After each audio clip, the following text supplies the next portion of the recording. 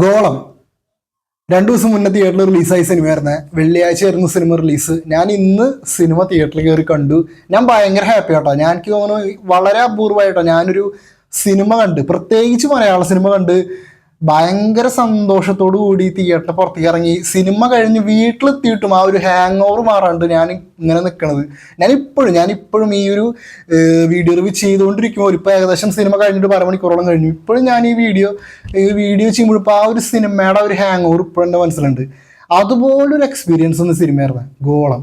ഇതിൽ അഭിനയിച്ച നായകൻ ആരാണെന്ന് ഞാൻ ഒരു സിനിമനെ പറ്റി ഒന്നും ഞാൻ അന്വേഷിച്ചിട്ടില്ല, ഒന്നും ഞാൻ നോക്കിയിട്ടില്ല. നിങ്ങൾ സിനിമയുടെ പേര് ഞാൻ പറയാം, ഗോളം. ഇപ്പം തിയേറ്ററിൽ കളിക്കുന്ന സിനിമയാണ്. ബാക്കി നിങ്ങൾ തിയേറ്ററിൽ പോയി കണ്ടു നോക്കുക, അല്ലെങ്കിൽ നിങ്ങൾക്ക് തന്നെ സിനിമയുടെ ട്രെയിലറും പോസ്റ്റേഴ്സും കാര്യങ്ങളൊക്കെ സെർച്ച് ചെയ്ത് കണ്ടാൽ നിങ്ങൾക്ക് മനസ്സിലാവും. ഞാനായിട്ട് ഇപ്പോൾ കൂടുതൽ വിശദീകരിക്കുന്നില്ല. സിനിമേനെ പറ്റിയുള്ള അഭിപ്രായം മാത്രം ഞാനിപ്പോൾ പറയാം.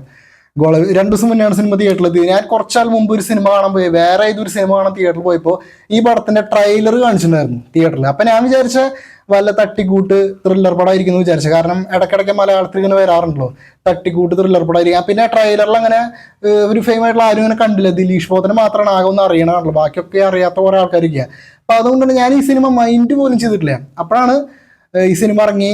ഒന്നും പ്രതീക്ഷിച്ചിട്ടില്ല. നമ്മൾ ടിക്കറ്റ് എടുത്ത് കയറുന്നു, ഒരു ത്രില്ലർ, നമുക്ക് ബോറടിക്കാണ്ട് ഒരു ത്രില്ലടിച്ചിരിക്കാൻ പറ്റിയ ഒരു സംഭവം പ്രതീക്ഷിച്ചാണ് ഞാൻ പോയത്.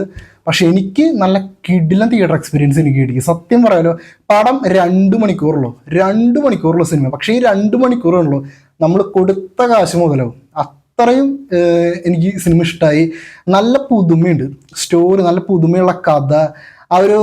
ആ സ്റ്റോറി പോണ ലൈനാണെങ്കിൽ പോലും ഉള്ളൂ.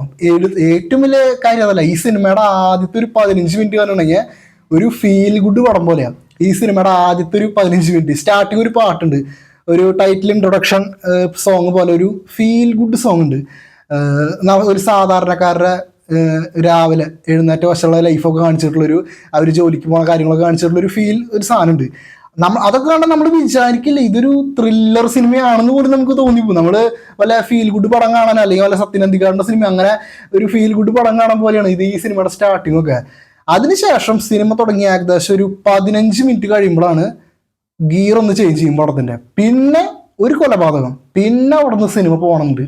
ആ പോക്ക് ഭയങ്കര ഇൻട്രസ്റ്റിംഗ് ആയിരുന്നു. പ്രത്യേകിച്ച് ഇൻ്റർവെൽ സീൻ. എനിക്ക് ഏറ്റവും ഇഷ്ടപ്പെട്ടത് ഈ സിനിമയുടെ ആ ഇൻ്റർവെൽ സീനാണ്. അത് ഭയങ്കര രസമായി ഉണ്ടായിരുന്നു, ഭയങ്കര ഇൻട്രസ്റ്റിംഗ് ആയിരുന്നു എനിക്ക് ആ ഒരു ഏരിയ, ആ ഇൻ്റർവെൽ, ആ ഒരു സംഭവം. അതിനുശേഷം സെക്കൻഡ് ഹാഫിലോട്ട് കിടക്കുമ്പോണ്ടല്ലോ, എനിക്ക് ഫസ്റ്റ് ഹാഫ് ഭയങ്കരമായിട്ട് ഇഷ്ടമായി. അപ്പം ഞാൻ വിചാരിച്ചു ഇനി സെക്കൻഡ് ഹാഫിന് ഈ കാരണം സെക്കൻഡ് ഹാഫിലോട്ട് കിടക്കുമ്പോഴാണല്ലോ ആ ഒരു സ്റ്റോറി ഫ്ലാഷ് ബാക്ക്, അതിൻ്റെ ഒരു കേസ് അന്വേഷണത്തിന് ഫിനിഷിംഗ് പോയിന്റ് വരേണ്ടത് സെക്കൻഡ് ഹാഫിലാണ്. അപ്പം ഞാൻ വിചാരിച്ചു സെക്കൻഡ് ഹാഫ് കൊണ്ടുപോയി കൊളാക്കോ, എന്താ സംഭവം നമുക്കൊരു പിടുത്തം കിട്ടാത്ത പോലെയായി. പക്ഷെ സെക്കൻഡ് ഹാഫിലോട്ട് കിടന്നപ്പോൾ ഫസ്റ്റ് ഹാഫിനേക്കാൾ ഞാൻ ഇൻട്രസ്റ്റിംഗ് ആയിട്ട് കണ്ടിരുന്നത് സെക്കൻഡ് ഹാഫായിരുന്നു.